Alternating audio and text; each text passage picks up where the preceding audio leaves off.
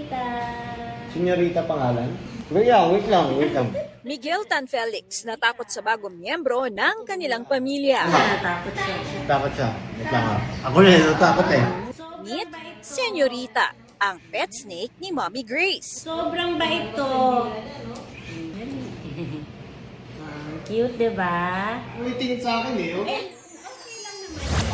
Co-star ni Miguel sa mga batang Riles na si Anton Vinzon. May bago ring kakaharaping hamon.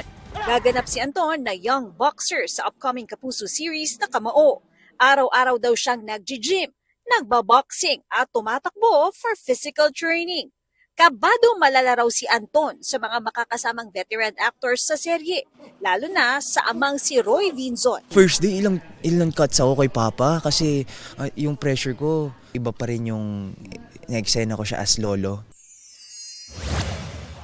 Isa pang aabangan sa Kapuso Network, ang medical drama series na Code Grey na pagbibidahan ni Alden Richards. I'm very excited. Of course, siyempre makakasama ko ang isa sa mga iniidolo kong artista na si Mr. Christopher De Leon. Finally, for a project, it's been first time.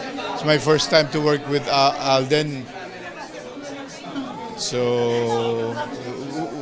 we'll do our best. Kasama rin sa bigating cast sina Andrea Torres, Faith Da Silva, Shuvi Etrata, Allen Ansay, Romnick Sarmenta, Joros Gamboa, Christian Bautista, Christopher Martin at John Lucas.